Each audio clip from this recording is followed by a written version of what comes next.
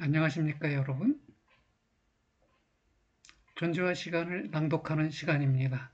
이 시간은 제59절 양심의 실존론적 해석과 통속적인 양심 해석 부분을 낭독하겠습니다. 통속적인 양심 해석은 양심의 실존론적 해석에 의거해 이해될 수 있다는 것입니다. 그 말은 바꿔 말하면 통속적으로 해석된 양심은 실존론적으로 해석된 양심의 변형된 양상에 해당한다는 것입니다. 원소로는 383쪽입니다. 읽어보겠습니다.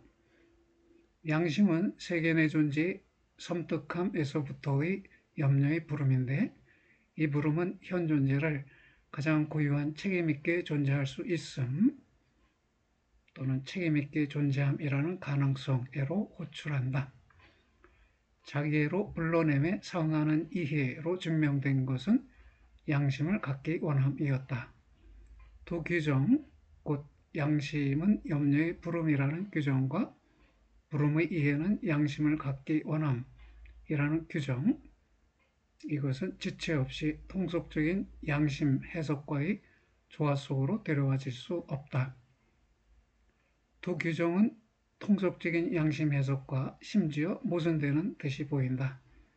통속적이고 우리가 이러한 양심 해석을 통속적이라고 우리가 이러한 양심 해석을 명명하는 이유는 이 양심 해석이 그 현상의 성격 규정 및 그 현상의 기능의 특징 지음에 있어서 고수하는 것들이 사람들이 양심으로 알고 있는 무엇이자 사람들이 양심을 따르거나 따르지 않는 방식이기 때문이다. 네, 여기서 그 현상이라는 것은 양심을 가리키고요. 이어진 대목에서 그러나 도대체 존재론적 해석이 세인의 요구대로 여하튼 통속적 해석과 일치하지 않으면 안 되는가? 오히려 이러한 통속적 해석은 하나의 원칙적인 존재론적 의혹을 만나지 않는가? 만약 우리가 현 존재가 우선적으로 또 대개 있어서 배려되는 것에서부터 자신을 이해하고 자신의 태도들을 모두 배려로 해석한다면 현 존재는 바로 자신의 존재의 다음과 같은 방식을 곧 부름으로써 현 존재를 세인의 걱정들 속으로의 상실성에서부터 되찾기를 원하는 방식을 퇴락하면서 은폐하면서 해석하게 되지 않는가. 일상성은 현 존재를 배려되는 하나의 용제자로, 다시 말해 관리되고 정산되는 하나의 용제자로 여긴다. 삶은 삶의 비용을 건지든 못 건지든 하나의 사업이다. 네, 그러니까 존재론적 해석은 통속적 해석과 일치하지 않는데요.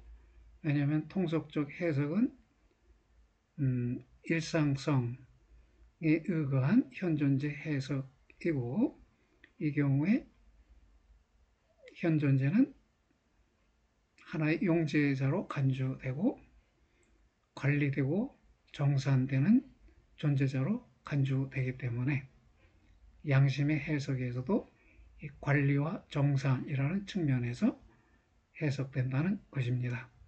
그래서 존재론적 해석과 통속적 해석이 일치하지 않는다는 것이네요.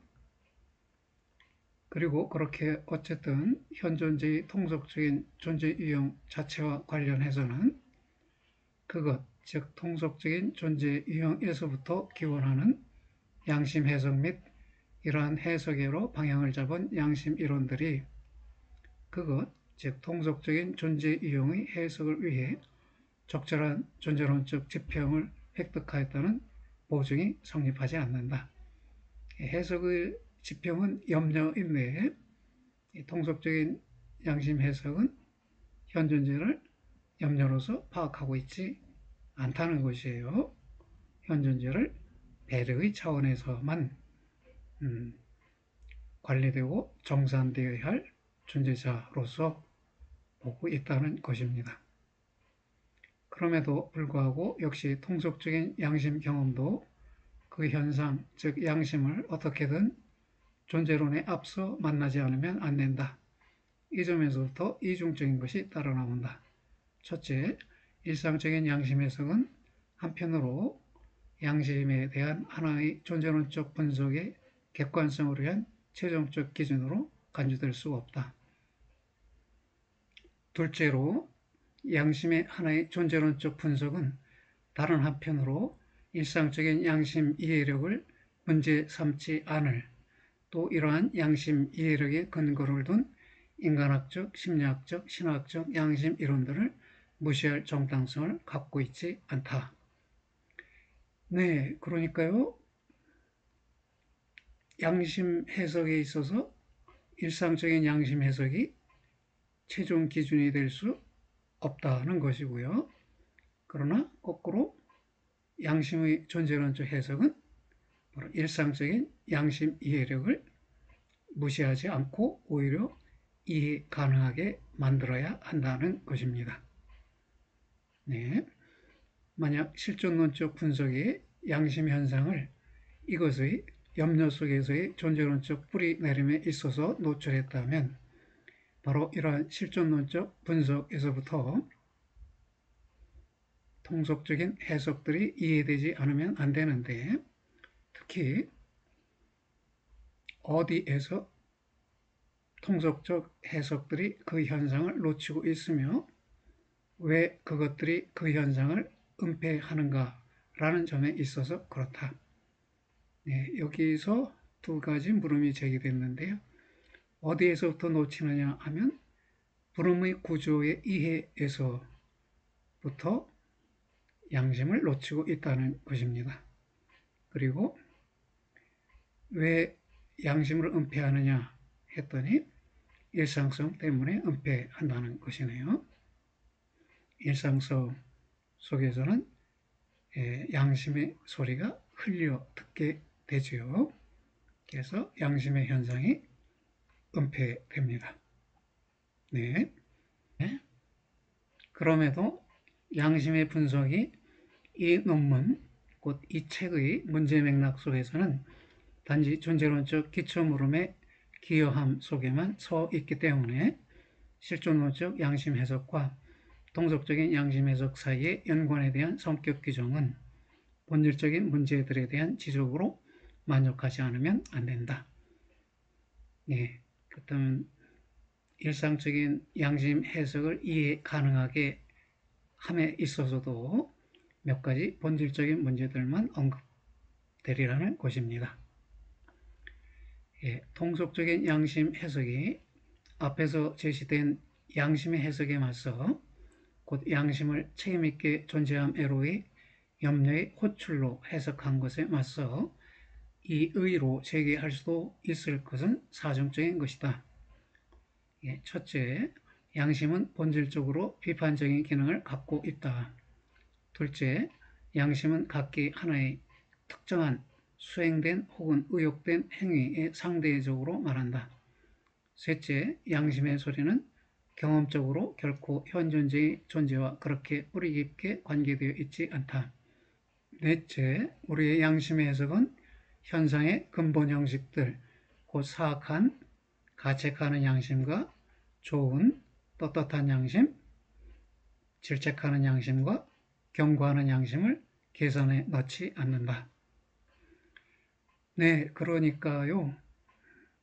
일상적 양심 해석은 양심의 비판적 기능이 강조되는데 실존적으로 해석된 양심도 이런 비판 기능을 갖고 있느냐라고 물어질 수 있다는 것입니다. 둘째로 일상적 양심 해석에서는 이미 수행된 행위나 의혹되고 있는 아직 행해지지 않은 행위에 관련해서 양심이 해석되고 있는데 실존적 양심 해석에서도 그러하냐, 그러하지 못하지 않느냐라는 것입니다. 그리고 셋째로 양심의 소리는 현존재의 존재와 뿌리 깊게 관계를 갖고 있기보다 오히려 행위와 관계를 갖고 있지 않느냐라는 의구심이고요. 넷째로 실존적인 양심 해석에서는 이 가책하는 양심, 떳떳한 양심, 질책하는 양심, 경고하는 양심을 계산해 놓지 않는다는 것입니다. 실존적인 양심 해석에서는 책임 있게 존재할 수 있음에로 양심이 현존재를 호출함 또는 불러냄만이 언급되고 있지 않느냐라는 지적입니다. 여기 질책하는 양심이라는 것은 이미 수행된 행위에 관련된 것이고요. 경고하는 양심이라는 것은 의욕된 행위, 아직 행해지지 않고 의욕되기만 한 행위와 관련되어 있는 것입니다. 네, 우리 상론은 마지막으로 언급된 의구심과 더불어 시작되어야 할 것이다. 모든 양심 해석들 속에서 사악한, 곧 나쁜 양심이 우위를 차지한다. 네, 이 나쁜 독일어 표현으로는 슐레테스 또는 외제라고 했으니까요. 불가피하게 이렇게 해석되는데요. 여기 외제스 게비센, 슐레테스 게비센, 사악한 양심, 나쁜 양심 이렇게 직역될 수 있고요. 그것의 의미는 가책하는, 자기를 책망하는 양심이라는 것입니다. 또 마찬가지로 이 좋은 양심이라는 것은 직역된 표현이고요. 통상 떳떳한 양심이라고 말해지는 것입니다. 네, 양심은 1차적으로 사악한 양심이다. 가책하는 양심이다. 이 점 속에서 고지되는 것은 모든 양심 경험이 하나의 책임 있는 이라는 것 같은 것을 맨 처음에 경험한다는 것이다. 그러나 나쁜 양심의 이념 속에 사악함, 가책함의 고지가, 알림이 어떻게 이해되는가? 양심 체험은 수행된 행위 내지 불이행 뒤에 떠오르는 것이다. 그러니까 수행된 행위에 대해서 잘못이 느껴지면 가책하는 양심이 떠오를 테고요. 또 잘한 행위라고 생각한다면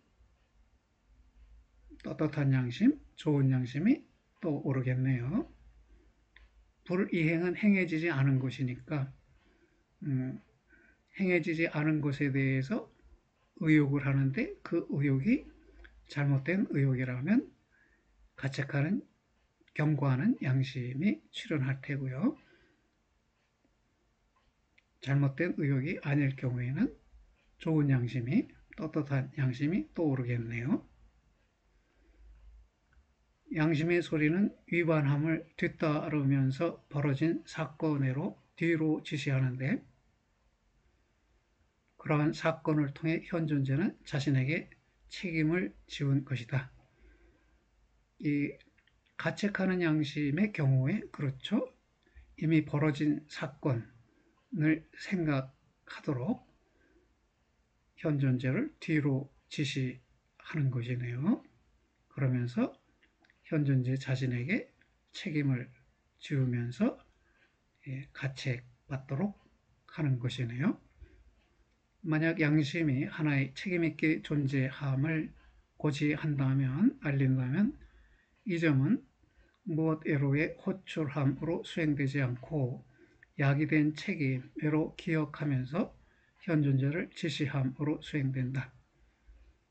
실존적으로 해석된 양심에서는 현존재를 책임있게 존재함으로 호출한다고 했어요. 반면에 일상적으로 해석되는 양심은 야기된 책임으로 현존재를 뒤로 지시한다고 했습니다. 네. 그러나 양심의 소리가 뒤에서 온다는 사실이 부름이 그럼에도 근본적으로는 하나의 앞으로 부름이라는 점을 배제하는가? 양심의 소리가 뒤따르는 양심 동요로 파악된다는 점은 아직 양심 현상의 하나의 근원적인 이해를 뒤따름으로 증명하지 않는다. 네, 여기서 하나의 앞으로 부름이라는 것은 책임있게 존재함에로 앞으로 부른다는 것이에요. 책임있게 존재함은 가능성이라는 점에서 책임있게 존재할 수 있음이고, 이러한 가능성은 앞에 놓여 있는 것이죠. 뒤에 놓여 있는 게 아니고 앞에 놓여 있는 것이니까 앞으로 부름의 내용이 되겠습니다.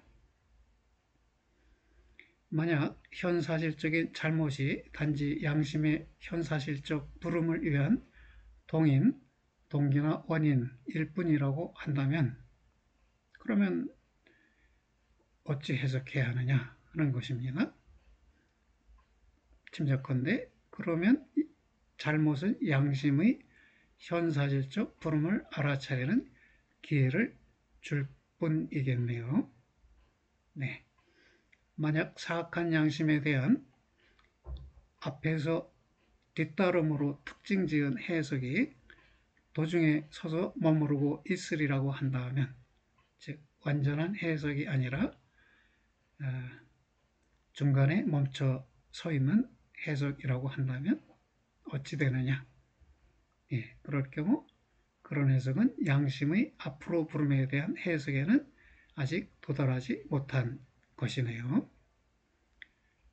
사정이 그렇다는 점은 염려의 존재론적인 앞서 가짐에서부터 밝혀지는데, 그 앞서 가짐 속으로 그 현상, 즉 양심이 앞에서 언급된 뒤따름으로의 양심의 해석과 더불어 데려와지는 것이다. 네, 사악한 양심의 소리는 어떤 것, 곧 떠오르고 전제적인 체험들의 연속 속에 자신의 위치를 갖고 있으면서 잘못된 행위의 체험을 뒤따르는 그런 어떤 것이다. 그러나 부름도 발생한 행위도 부과된 책임도 현 존재적인 것이기 때문에 흘러가는 전제자들이라는 성격을 지닌 등장 사건들이 아니다. 부름은 염려의 존재 유형을 갖고 있다. 부름 속에서 현 존재는 자기 자신의 앞서, 즉 현재의 자기를 넘어서서 존재 가능 속에 라는 의미로 풀이됩니다. 자기에 앞서서라는 말이에요. 지시 selbst vorweg 그랬는데, 자기 자신에 앞서라고 할 때의 자기 자신은 현재의 자기가 될 테고요. 앞서에서의 앞은 가능성이 놓여 있는 그곳을 말하겠네요. 네, 그런데 더욱이 현 존재가 자신을 동시에 자신의 피투성애로 뒤로 향하게 하는 식으로 그렇다. 앞으로 부르면서 동시에 뒤로 피투성애로 부르기도 한다는 것입니다. 앞으로 부르면서 뒤로 부르는 것이네요. 앞으로 지시하면서 뒤로 지시하는 것이에요. 단지 현 존재의 가장 가까운 설정만이, 곧 현 존재를 체험들의 하나의 잇따름이라는 연속 연관으로 설정함만이 양심의 소리를 뒤에 오는 어떤 것으로, 곧 나중에 어떤 것으로, 따라서 반드시 뒤로 지시하는 것으로 간주하는 일을 가능하게 한다. 양심의 소리는 분명 뒤로 부르지만, 그러나 발생한 행위를 넘어서서 피투된 책임 있게 존재함 속으로 뒤로 부르는데, 이 피투된 책임 있게 존재함은 각종의 잘못보다 더욱 이른 것이다. 네, 일상적 양심 해석에서 양심이 뒤로 부른다고, 즉 벌어진 행동, 이미 행한 행동에로 부른다는 것이에요. 그러나 실존적 해석에 따를 때 양심의 부름은 피투된 책임있게 존재함 속으로 뒤로 부르는 것이죠. 그렇다면 뒤로 부르는 범위가 실존적 해석 속에서 더 크게 나타나는 것이네요. 네. 뒤로 부름은 그러나 동시에 자신의 고유한 실존 속에서 움켜잡힐 수 있는 것으로서의 책임있게 존재함에로 앞으로 부르고, 예, 피투성애로 뒤로 부르고 동시에 책임있게 존재할 수 있음이라는 가능성애로 앞으로 부르고, 그래서 본래적인 실존적 책임있게 존재함, 달리 말해 양심을 갖기 원하니 양심의 부름을 비로소 뒤따르는 것이지 그 반대는 아니다. 나쁜 양심은 근본적으로 단지 질책하면서 뒤로 지시하는 것일 뿐이지 않고, 오히려 나쁜 양심은 앞으로 지시하면서 피투성 속으로 뒤로 부른다. 이 말은 일상적으로 해석된 나쁜 양심은 실존적으로 해석된 양심 속에 토대를 둔다는 것이에요. 실존적으로 해석된 양심은 앞으로 지시하면서 존재 가능애로, 즉 책임있게 존재할 수 있음애로 앞으로 지시하면서 피투성 속으로 뒤로 부르는 양심이네요. 흘러가는 체험들의 연속 순서는 실존함의 현상적 구조를 내주지 못한다. 체험들이 이전의 체험, 지금의 체험, 나중의 체험, 이것들이 순서대로 연속한다고 보고, 현재의 체험이 과거의 체험을 지시할 수 있다. 가책하는 양심에서 또는 사악한 양심에서 그리할 수 있다는 것은 실존함의 현상적 구조, 즉 실존함이 피투성 속에서, 그리고 또한 존재 가능 속에서 실존함이라는 것을 드러내주지 못한다는 것입니다. 네, 만약 이미 나쁜 양심에 대한 성격 규정이 근원적인 현상에 도달하지 못하면 이 점은 더욱더 좋은 떳떳한 양심에 관해 타당한데, 사람들이 좋은 양심을 하나의 자립적인 양심 형식으로 간주하든 혹은 나쁜 양심 속에 본질적으로 기초를 둔 것으로 간주하든 간에 그렇다. 그러니까 사악한 양심 해석이 불완전했듯이 좋은 양심 해석도 불완전한데, 이런 불완전성은 이 좋은 양심을 나쁜 양심과 분리된 자립적인 양심 현상으로 보든, 또는 나쁜 양심에서 나쁨이 제거되어 생겨난 변형된 양심으로 보든 그렇다는 것입니다. 좋은 양심은 나쁜 양심이 현 존재의 하나의 사악함을 통지하는 것에 상응하여 현 존재의 좋음을 통지하지 않으면 안 된다. 일상적인 양심 해석 속에서 좋은 양심은 현 존재에게 좋음을 통지하지 않으면 안 될 것이라는 말입니다.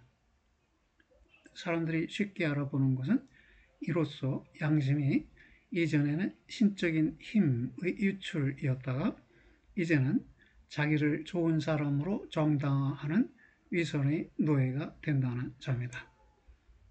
양심이 현 존재에게 너는 좋은 사람이다 라고 알려준다면 현 존재의 자기 정당화에 기여한다는 것이에요. 양심이. 네. 좋은 양심은 인간으로 하여금 자신에 대해 나는 좋다고 말하도록 해야만 한다. 그런데 좋은 사람 이외에 누가 그것을 말할 수 있고, 즉 나는 좋다고 말할 수 있고, 또 누가 그것을 바로 좋은 사람보다 더 적게 자기에게 인정하길 원하겠는가. 나는 좋다는 점을 좋은 사람만큼 누구나 자기에게 인정하려고 한다는 것입니다. 양심이 바로 그 나는 좋다는 점을 알려주기 때문에, 그렇다면 양심은 위선의 노예가 되어버린다는 것입니다. 자기 정당화를 위한 노예가 되는 것이네요. 좋은 양심의 이념에 이러한 불가능한 귀결에 입각해 출현하는 것은, 그러나 단지 양심은 하나의 책임있게 존재함을 부른다는 점뿐이다. 좋은 양심이라는 것이 성립할 수 없고, 왜냐하면 좋은 양심이 있다면 그건 현존재의 자기 정당화의 수단에 불과하기 때문에, 그렇다면 가책하는 양심, 사악한 양심만이 인정되어야 할 텐데, 그것은 근원적으로 책임있게 존재함으로 부르는 양심의 변형된 해석에 해당한다는 것입니다. 앞에서 언급된 귀결을 피하기 위해 사람들은 좋은 양심을 나쁜 양심의 결핍으로 해석하고 나쁜 양심의 체험된 결함으로 규정한다. 나쁜 양심이 결핍될 때 등장하는 게 좋은 양심이다, 이렇게 본다는 것이에요. 이에 따라 좋은 양심은 부름의 떠오르지 않음의 경험, 다시 말해 나는 나를 비난할 아무것도 갖고 있지 않다는 점의 경험일 것이다. 그러나 어떻게 이러한 결함, 즉 비난할 아무것도 갖고 있지 않음이 체험되어 있는가? 그 추정적인 체험은, 즉 체험된다고 추정되고 있는 그런 체험은 여하튼 하나의 부름의 경험이 전혀 아니고, 오히려 다음을 자신에게 확신시킴, 곧 현존재에게 귀속된다고 말해지는 하나의 행위가 그에 의해 행해지지 않았고, 그는 그 때문에 책임 없게 존재한다는 점을 자신에게 확신시킵니다. 비난받는 일을 행하지 않았음을 확신하게 되면 여하튼 하나의 양심 현상의 성격을 갖고 있지 않다. 그 반대이다. 이러한 확신하게 되면 오히려 양심의 하나의 망각을, 다시 말해 불러내질 수 있는 가능성에서부터 걸어 나옴을 의미한다. 언급된 확신성이 자신 안에 간직하고 있는 것은 양심을 갖기 원함을, 다시 말해 가장 고유한 부단한 책임있게 존재함의 이해를 진정시키면서 억누름이다. 좋은 양심은 하나의 자립적인 양심 형식도 하나의 나쁜 양심 속에 본질적으로 기초를 둔 양심 형식도 아닌데, 다시 말해 여하튼 하나의 양심 현상이 아니다. 왜냐하면 부름이 없는 것이기 때문에요. 책임의로의 부름이 없는 한에서는 양심 현상이 아니라는 것입니다. 하나의 좋은 양심에 관해 말함이 일상적인 현존재의 양심 경험에서 기원하고 있는 한도에서 일상적 현존재가 이로써 누설하는 것은 단지 일상적 현존재는 비록 그가 나쁜 양심에 관해 말할지라도 그 현상인 양심을 근본적으로는 만나지 못한다는 점뿐이다. 왜냐하면 현사실적으로 나쁜 양심의 이념은 좋은 양심의 이념으로 방향잡고 있기 때문이다. 일상적인 해석은 책임과 결백에 대한 배려하는 정산 및 균형 잡음이라는 차원 속에서 자기를 유지한다. 책임, 슐트, 결백, 운슐트라고 했어요. 책임과 결백에 대해 배려하는 정산, 페어레흐넨, 이익과 손해를 맞추는 것이 정산이죠. 그럼 책임이 있으면 책임에 대해서 보상을 또는 배상을 하면 정산이 되겠네요. 결백하다면 칭찬을 받는 것에 의해 정산이 이루어지겠네요. 이렇게 정산하는 일이 곧 균형잡음이네요. 책임과 결백 사이에서의 균형잡음이 되겠고, 이러한 차원 속에서 자기를 유지하는 것이 일상적인 양심 해석이라는 것입니다. 이러한 지평 속에서 그렇다면 양심의 소리가 체험된다. 이러한 지평은 앞에서 말해진 차원을 가리키는 말이고요. 구체적으로는 배려죠. 배려. 배려라는 차원, 배려라는 지평. 또 구체적으로는 배려적 정산 및 균형 잡음이 되겠네요. 네. 하나의 나쁜 양심의 이념과 하나의 좋은 양심이라는 이념들의 근원성, 즉 일상적 배려의 성격 기존과 더불어 역심이 하나의 앞으로 지시하며 경고하는 양심과 하나의 뒤로 지시하면서 질책하는 양심의 구별에 대해서도 결정이 내려져 있다. 과연 경고하는 양심의 이념은 어디에로 호출함이라는 현상에 가장 가깝게 오는 듯이 보인다. 경고하는 양심이 책임을 알려주니까요. 책임있게 존재함에로 호출함과 가까이 놓여 있는 듯이 보이는 것이네요. 경고하는 양심과 이러한 현상, 즉 어디에로 호출함은 앞으로 지시함의 성격을 공유한다. 그러나 이러한 일치는 그럼에도 단지 가상일 뿐이다. 하나의 경고하는 양심의 경험이 양심의 소리를 앞서 범을 통해 보는 것은 다시금 단지 그 소리가 방지하려고 하는 그 의욕된 행위로 방향 잡고서일 뿐이다. 경고가 의욕된 것의 저지로서 가능한 것은 그러나 단지 경고하는 부름이 현존지 존재 가능을, 다시 말해 책임있게 존재함 속에서의 자기 이해를 목표로 삼기 때문일 뿐인데, 그런 자기 이해에 입각해서 의욕된 것이 비로소 부서지는 것이다. 경고하는 양심은 잘못들로부터 자유롭게 남아있음을 위한 부단하지 않고 단지 잠깐 동안의 규제 기능을 갖고 있다. 하나의 경고하는 양심의 경험은 단지 다시금 양심의 부름 경향을 이것이 세인의 상식에 대해 접근 가능하게 남아있는 정도로만 본다. 네. 그 다음에 세 번째 자리에서 제기된 의구심이 원용하는 것은 일상적 양심의 경험이 책임있게 존재함에로 호출됨 같은 것을 알지 못한다는 점이다. 이 점은 인정되지 않으면 안 된다. 일상적 양심 경험이 그러나 이로써 이미 이것 속에서 양심의 소리에 완전한 가능한 부름 내용이 들려져 있다는 점을 보증하는가?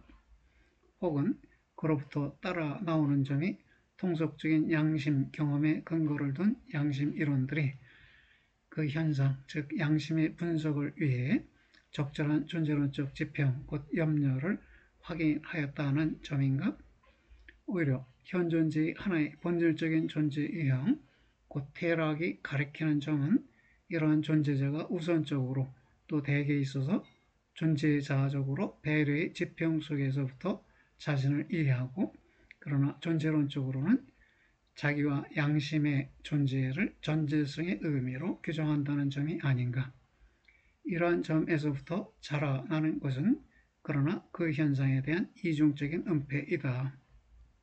네, 이중적인 은폐가 말해졌는데요. 그 중에서 첫 번째, 그 이론은 자신의 존재 유형에 있어서 대개에 있어서 심지어 전적으로 무규정적인 연속을, 곧 체험들이나 심리적 과정들의 연속을 현존재 속에서 본다.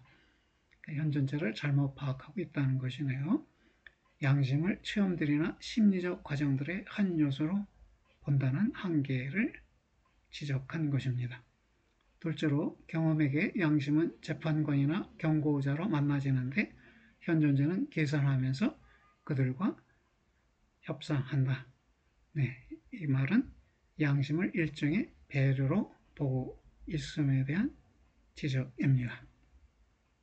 네, 칸트가 자신의 양심 해석의 밑바탕에 염려의 현상이 아닌 상급법원 표사항을 주도적 이념으로 놓았다는 점은 우연적이지 않고 오히려 도덕 법칙의 이념을 통해 관여된 것인데, 비록 도덕성에 대한 그의 개념이 의무이고 공리주의 도덕이나 행복주의로부터 멀리 떨어져 남아 있다고 할지라도 그렇다.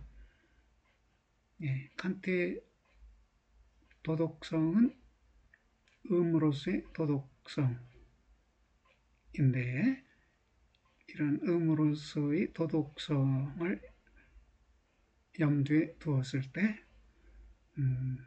양심이 재판관으로 또는 행위 판단의 기준으로, 즉 법원으로, 상급법원이나 법정으로 표상될 수 있다는 것입니다. 칸트에게서 그랬다는 것입니다.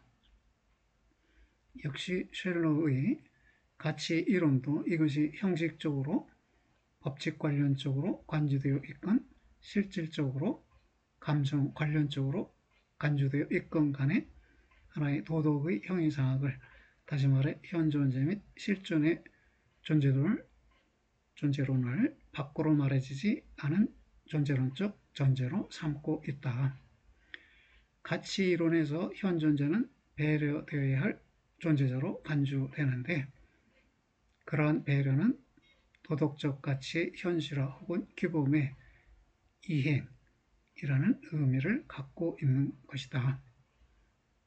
가치이론에서도 또는 칸트의 양심이론에서도 양심이 실존론적으로, 즉 현존재 분석적으로 해석되어 있지는 못하다는 것입니다. 양심의 일상 경험이 양심 해석을 위한 유일한 법정으로 알고 있는 것, 곧 도덕성의 주변에 가치와 규범 등이 놓여 있는데, 이것들을 원용하는 것이 비로소 정당성 속에 놓여질 수 있게 될 때는 그러한 원형이 먼저 일상적 양심 경험 속에서 양심이 여하튼 본래적으로 접근 가능하게 될 수 있는지 여부에 대해 숙고했을 때뿐이다. 일상적 양심 경험은 실존적 양심에 접근하지 못하고 있지요. 그렇다면 그런 한계를 지닌 일상적 양심 경험의 토대를 두고 가치와 규범을 논한다면 이러한 논의도 역시 한계를 지닌 것이네요. 네, 셋째로 이로써 역시 더 나아간 이의도 자신의 힘을 상실하는데, 그 이의는 양심의 부름이 각기 하나의 특정한 현실화된 혹은 의욕되는 행위와 관계된다는 점을 실존론적 해석이 간과하리라는 것이다. 부름이 빈번히 그러한 행위와 관계된 부름 경향 속에서 경험된다는 점은 다시금 부인될 수 없다. 남아있는 부름은 단지 이러한 부름 경험이 부름으로 하여금 자신을 충분히 소리쳐 알리도록 하는지의 여부이다. 부름을 충분히 들었는지의 여부이다 라는 뜻이겠네요. 상식적 해석은 자신이 사실들, 즉 양심의 부름의 행위 관계성들을 고수한다고 추정할 수, 짐작할 수도 있겠지만 결국에는 그럼에도 이미 자신의 상식을 통해 부름의 계시에 도달 거리를 제한하였다. 부름이 행위에만 도달하고 부름이 피투성에는 도달하지 못하네요. 그리고 피투성에 그 속에 놓여있는 책임있게 존재할 수 있음이라는 가능성에도 도달하지 못하네요. 좋은 양심이 자신을 위선의 기여 속으로 세워지도록 할 수 없는 것처럼, 그렇게 나쁜 양심의 기능은 전제적인 잘못들의 예고로 혹은 가능한 잘못들의 밀어냄으로 눌러 내려져서는 안 된다.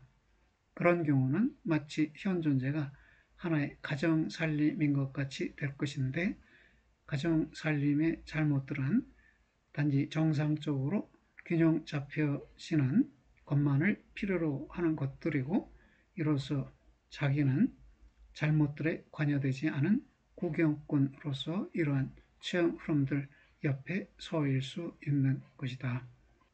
양심의 부름의 행위 관련성, 행위 관계성들에만 시선이 머물러서는 안 되고, 양심의 부름과 책임있게 존재할 수 있음 사이의 관계가 주목되어야 한다는 것입니다. 네.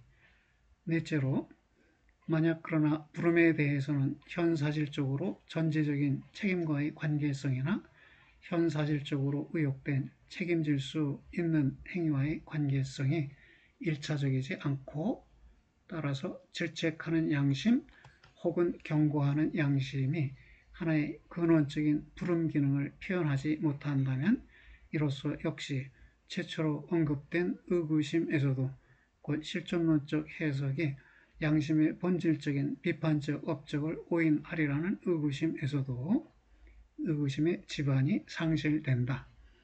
역시 이러한 의구심도 그 현상에 대한 하나의 어떤 한계들 속에서의 진정한 봄에서부터 기원한다.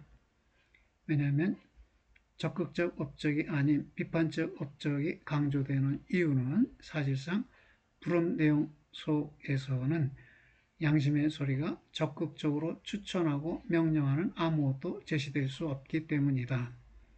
그러나 어떻게 양심 업적의 이러한 잘못 측정된 적극성, 추천과 명령을 제시해야만 양심이 적극성을 갖는다고 보는 것은 잘못 측정된 것, 오해된 것이라는 말입니다.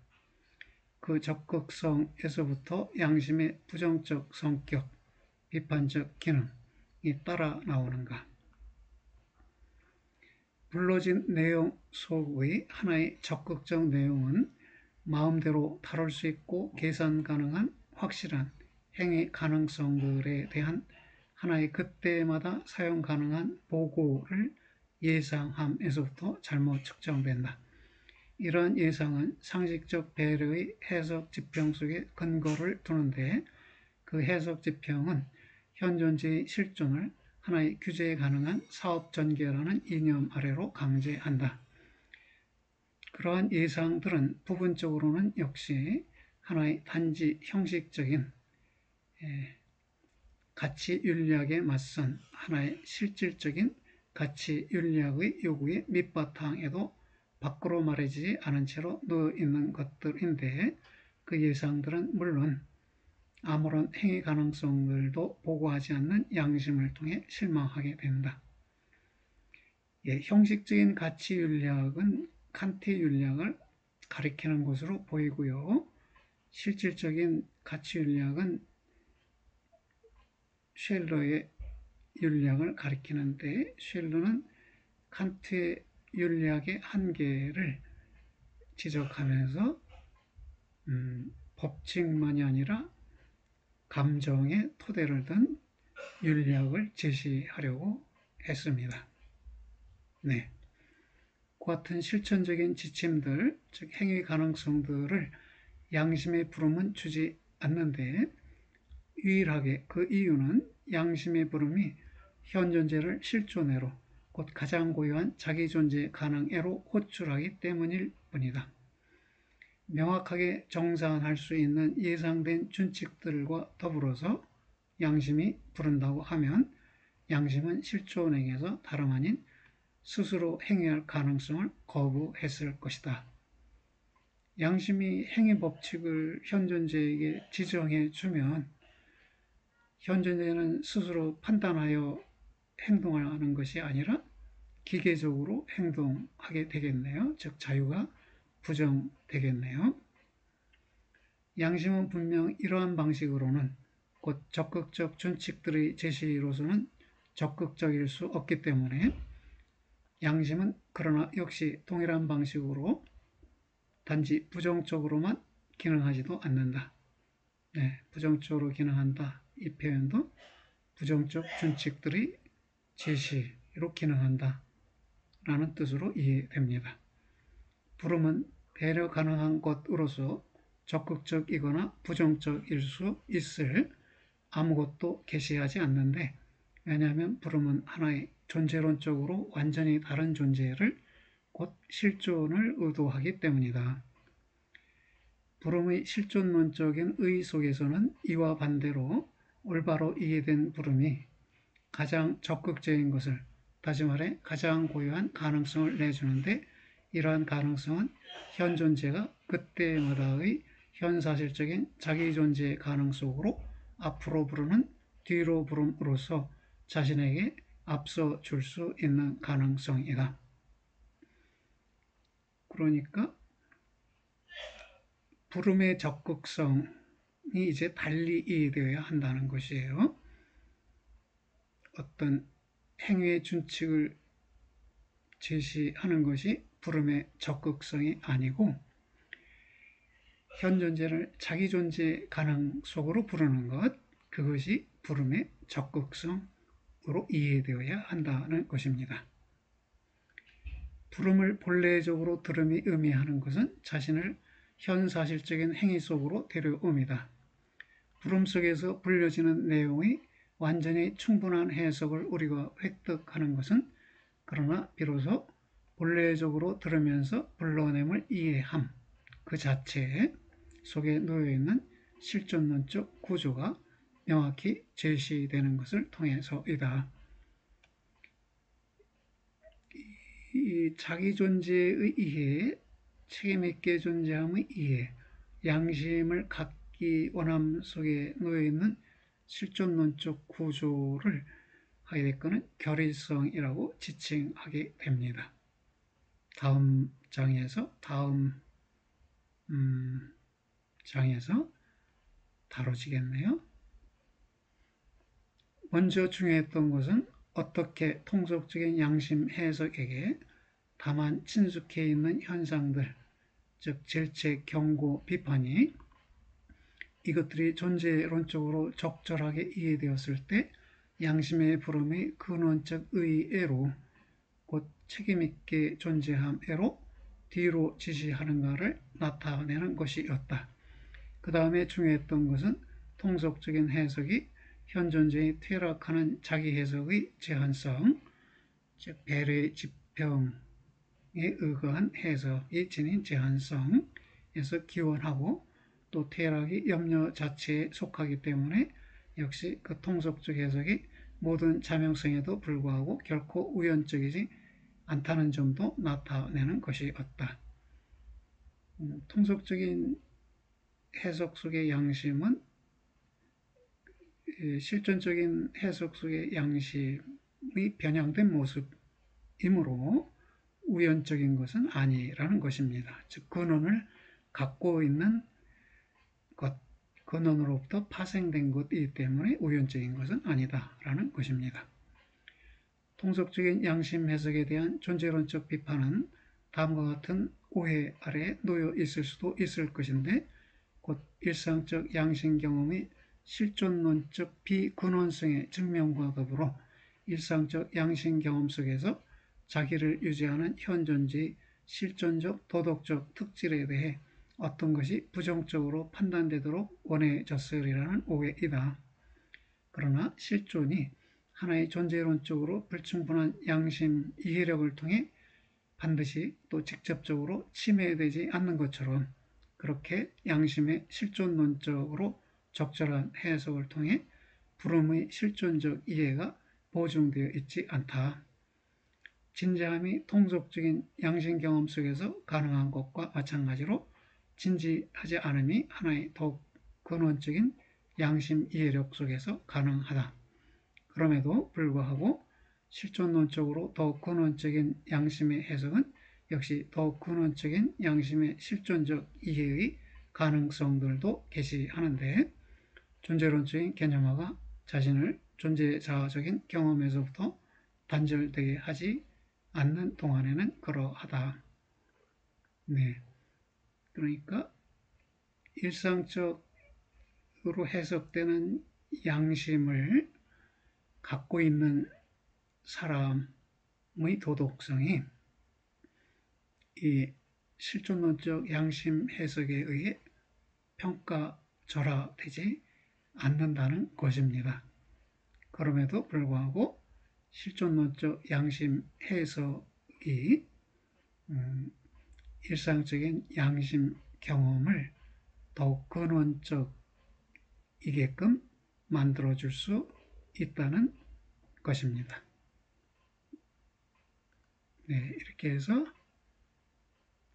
낭독할 분량이 마쳐졌습니다. 여러분들 수고하셨습니다. 안녕히 계세요.